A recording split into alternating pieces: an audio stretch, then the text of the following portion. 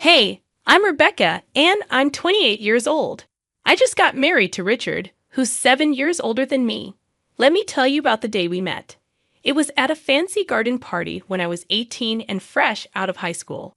Richard, who was 25 at the time, came up to me with a glass of champagne in hand. He said, "Rebecca, right?" in a smooth voice. I blushed and replied, "And you're Richard?" We hit it off, laughing and talking all evening. Our parents saw us together and started thinking about us getting married. A few years later, we did get married, but before that, we signed a prenup. It basically said that if one of us cheated, the other would get $3 million and could leave the marriage. I trusted Richard, so I signed without hesitation. My dad, who doesn't say much but cares a lot, asked if I was sure about it. I told him I trusted Richard and it was just a formality.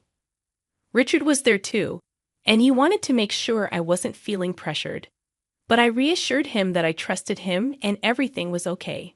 That's how our journey together began. We had a big wedding and moved into a beautiful house. Everything felt perfect, like a fairy tale, especially our honeymoon at a beach resort. But when we got back home, things started to change. Richard became a different person. He was distant, always lost in his thoughts. He'd come home late from work and go straight to bed without saying goodnight. We started sleeping in separate rooms, eating at different times, and hardly spoke. One day, I decided to talk to him about it. "Richard," I said, trying to sound steady, "what's going on? You've been acting strange since we got back from our honeymoon." He looked at me, his eyes lacking the warmth they once had. "I've just been busy with work, Rebecca," he replied, not meeting my gaze. But things didn't get better. Richard kept coming home later, sometimes not until the early hours of the morning. He stopped eating with me, and we barely saw each other. I started to suspect he might be seeing someone else. The thought made me feel sick, but I couldn't ignore the signs. So I confronted him again one night when he came home late. "Richard, are you seeing someone else?" I asked, tears welling up. He looked shocked. "No, Rebecca, I would never do that to you," he insisted. "But you're always out. You never spend time with me," I said, feeling hurt. "I told you, it's just work," he said firmly. "I'm not cheating on you, Rebecca." But I couldn't shake the feeling that something was wrong. Richard wasn't the same man I married. He was distant, cold, and seemed to be hiding something. I didn't know what to do. I loved Richard, but things didn't feel right. But I couldn't go on like this. If Richard wasn't going to tell me what was going on, I had to find out for myself. I felt guilty about invading his privacy, but I needed answers. So I checked his phone when he was in the shower. I didn't find any suspicious messages or calls, but I found something that worried me deeply. Richard had been searching for apartments. Was he planning to leave me? I confronted him about it. "Richard, why are you looking for apartments? Are you planning on leaving me?" He looked surprised and denied it, saying he was just browsing. But I couldn't shake off the feeling that something was wrong. One day, I talked to my mom about it. She's always been my rock. "Mom," I said, "I don't know what to do. Richard's changed. He's not the same person anymore." She listened with concern and tried to reassure me that it was just an adjustment period for newlyweds. But deep down, I knew there was more to it. A few weeks later, I gathered my courage and told Richard I need a job. He was surprised but offered me a position at his foundation, which helps kids in tough situations. I accepted without hesitation. Working there was a breath of fresh air. I was busy, doing something meaningful, and I met inspiring children who had faced unimaginable hardships. But working at the foundation kept me busy and distracted from the problems at home. Richard and I had our issues, but at least during the day, I had something else to focus on. The work was tough, emotionally draining, but it felt worth it. I felt like I was making a difference, doing something important. For the first time in a while, I felt happy. Yet, I couldn't shake off the feeling that something was wrong. Richard was acting strange, distant. I couldn't pinpoint it, but I knew something was off. Determined to find out what it was, I decided to hire a private detective. I needed to know if Richard was cheating on me. It wasn't just about my pride. It was about my peace of mind. I couldn't live in constant doubt, wondering what went wrong. I found a detective named Joe, a former cop, tough and straightforward. I told him my suspicions, and he listened attentively. "I'll do my best, Rebecca," he said. "But I can't promise anything. If your husband is cheating, he's good at hiding it." I understood and urged him to proceed. When Joe returned with his report, his expression was serious. "I'm sorry, Rebecca," he said. "I couldn't find any evidence that your husband is cheating on you." I felt a strange mix of relief and disappointment. Part of me was glad Richard wasn't cheating, but another part was frustrated. If he wasn't cheating, then why was he acting this way? What was he hiding? "Are you sure, Joe?" I asked softly. Joe shook his head. "I'm sorry, Rebecca. I know this isn't what you wanted to hear." I thanked him and paid for his services, left with more questions than answers. As I watched him go, I felt really sad. It was like I was back at square one, with more questions than answers. I was working at a charity when Daniel showed up. He was the new guy, and he was good-looking with a smile that could light up a room.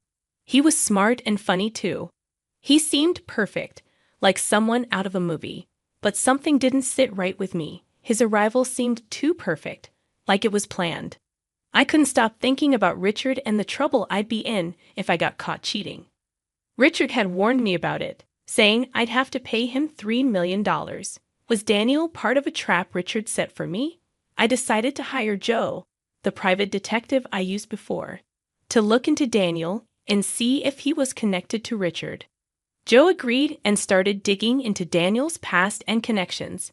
Meanwhile, I tried to keep my distance from Daniel, even though he was so charming and attractive. I couldn't afford to fall into a trap, especially with so much at stake. One day, Daniel asked me out for coffee, and I didn't know what to do. Part of me wanted to say yes and get to know him better. But another part of me was scared, worried about what Joe might find. "I'd love to, Daniel," I said, trying to sound steady. "But I'm really busy right now. Maybe some other time." Daniel seemed disappointed, but he didn't push. "Sure, Rebecca," he said, his smile fading slightly. "Some other time." I felt a pang of guilt. What if I was wrong? What if Daniel was just a nice guy, and I was letting my suspicions ruin a potentially good thing? But I couldn't take the risk, not until I knew for sure. A few days later, Joe came to give me his report. His face was serious, his eyes hard. "I'm sorry, Rebecca," he said, "but your suspicions were right. Daniel is working for your husband." Husband. I felt a rush of emotions. Anger at Richard for trying to trap me, relief that I hadn't fallen for it, sadness that Daniel wasn't who I thought he was. But above all, I felt a sense of vindication. I wasn't crazy. My suspicions were valid. "Thank you, Joe," I said, my voice choked. "You've done a great job." As I watched Joe leave, I felt a strange sense of closure. I had dodged a bullet, avoided a costly mistake. But I had also lost something. The image of the ideal man, the hope of finding love again. It was a bitter pill to swallow, but I wasn't going to let this get me down. I was stronger than that. I was going to move on, to find happiness again. I didn't need an ideal man. I just needed someone who was real, who was honest, and I was going to find that person no matter what.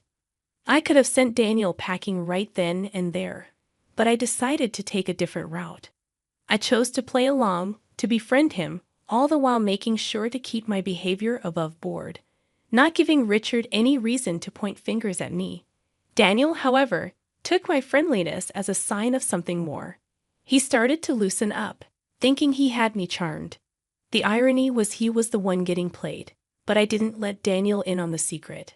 I couldn't risk him running back to Richard, so I kept up the act, maintaining the friendly facade. One day, I decided to step it up a notch. I asked Daniel to join me for lunch, making it sound like a casual chat about charity work. He agreed with a smug smile on his face, thinking he was making progress. We found a quiet spot in the cafe. "So, Daniel," I began, "how are you finding the charity work?" He shrugged, looking confident. "It's good, different but good. And Richard?" I asked, trying to sound casual. What do you think of him? Daniel looked surprised. Richard? He's okay, I guess. Why? I shrugged, trying to look nonchalant. Just curious. He's a bit of an enigma, isn't he? Daniel laughed, clearly relieved. Yeah, he can be a hard one to read. We continued chatting about work and life. I made sure to keep my tone neutral, not giving him any reason to be suspicious. In the following days, I continued to play along, keeping up the friendly act and never crossing the line. I was always on my guard, always careful. It was a risky game, but one I was willing to play for now. During one of our lunch meetings, Daniel looked at me, a serious look on his face. You know, I've been thinking, he said, raising an eyebrow, sending a chill down my spine. About what? I asked, trying to hide my unease. He shrugged, looking uncomfortable. About us, about this thing we have. I felt my heart skip a beat. This was it, the moment I had been dreading. I forced a smile on my face. And what is it that we have, Daniel? He looked at me, a hopeful look in his eyes. I think we have something special. I felt a pang of guilt. Daniel was falling into my trap, just as I had planned. But it didn't feel right. It didn't feel good. But I had to keep up the act, had to keep playing the game. So I smiled at Daniel, a fake smile plastered on my face. Yes, Daniel, I said, my voice barely a whisper. We do have something special. And just like that, I had set the trap. The game was on. But at what cost? The Cold War at home with Richard was as icy as ever. We'd occasionally run into each other, exchange chilly greetings, and then retreat to our separate corners, most nights. He'd be at his apartment, claiming it was more convenient for his work commute. One Sunday afternoon, I dialed Daniel's number, lacing my voice with warmth as fake as his documents, inviting him over to my place. He probably thought I was finally ready to give in to his advances. Poor guy, he couldn't have been more wrong. As Daniel stepped into my home, he was greeted not by a seductive housewife, but by my old classmate, now a stern-faced police officer. He'd agreed to help me out, and the surprise on Daniel's face was worth every bit of it. The officer checked Daniel's papers, and as expected, they were as fake as a $3 bill. Now it was time for my move. I offered Daniel a choice. He could either stick with Richard and face the consequences of his fake documents, or he could switch sides and work for me. Daniel's eyes darted between me and the officer, and after a moment of silence he nodded. He agreed to my deal. Checkmate. Richard. With that, the real game began. I had Richard's pawn now playing for my side. But I knew this was just the beginning. Richard was a crafty man. He wouldn't go down without a fight. In the days that followed, I kept a close watch on Daniel. Despite his agreement, I knew I couldn't fully trust him. He was a wild card, a potential threat. But for the time being, he was a useful one. One day, I summoned Daniel to my office. We need to talk, I said, my tone serious. He looked at me, a hint of unease in his eyes. About what? He asked. About Richard, I replied. I need to know everything, his plans, his strategies, everything. Daniel hesitated, then nodded. Okay, I'll tell you everything I know. And just like that, I had my insider. My counterattack was ready. But this was just the beginning. The real battle was still ahead of us. Richard wouldn't go down without a fight, and I had to be prepared. I had to be ready because this wasn't just a game anymore. It was war, and in war, there are no rules, only survival. Days turned into weeks, and I was getting antsy. I wanted to confront Richard, to show him I wasn't the pushover he thought I was. Joe, whom I turned to once again, had given me some advice. Push Richard. Make him think you've fallen into his trap, he suggested. It was a gamble, but I was ready to play the game. So Daniel and I staged a photo shoot. We posed in ways that could be seen as compromising, as proof of an affair. But we were careful. We kept the originals where everything was as innocent as a Sunday school picnic. Once the photos were ready, I gave them to Daniel. Give these to Richard, I said, handing over the envelope. Let him draw his own conclusions. Daniel looked at me, concern etched on his face. You sure about this? He asked. Once you start this, there's no going back.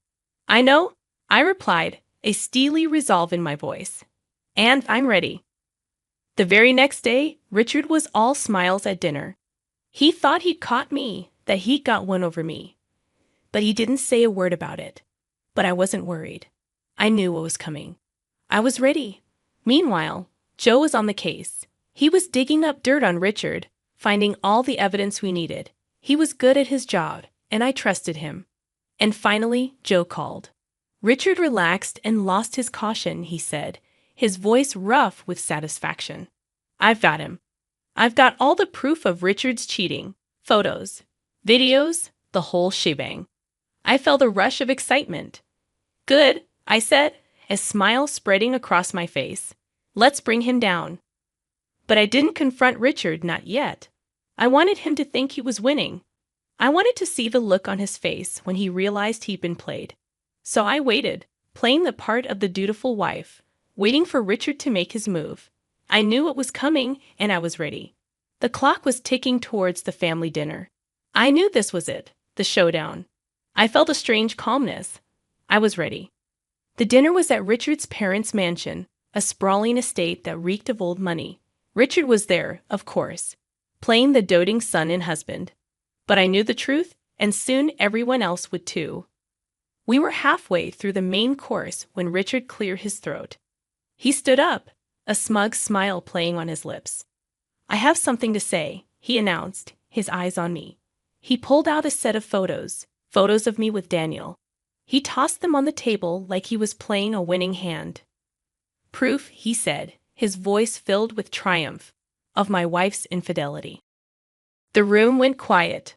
I could feel everyone's eyes on me, but I didn't flinch. I was ready for this. I calmly stood up, meeting Richard's gaze. Yes, I said, my voice steady.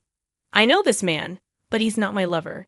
He's an actor hired by you, Richard, to frame me. I pulled out my phone and hit play. The room filled with Daniel's voice, confessing everything.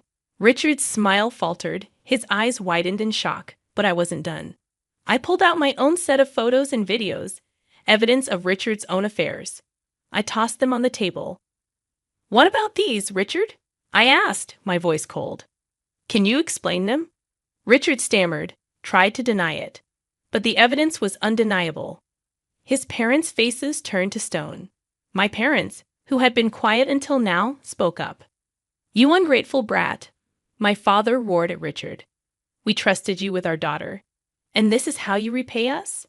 Richard's mother was in tears. How could you, Richard? She sobbed. How could you do this to us, to her? The aftermath was swift. We divorced. Richard's parents, furious at their son's deceit, fired him from their company. His reputation was in tatters. And me? I walked away with $3 million in compensation. Now Richard is Joeless, scrambling to pick up the pieces of his life. And me? I'm free. I'm enjoying the peace, the silence. I'm enjoying my life without Richard. I won. I took on Richard and won. I outsmarted him, played his own game better than he did. And it feels good. It feels right.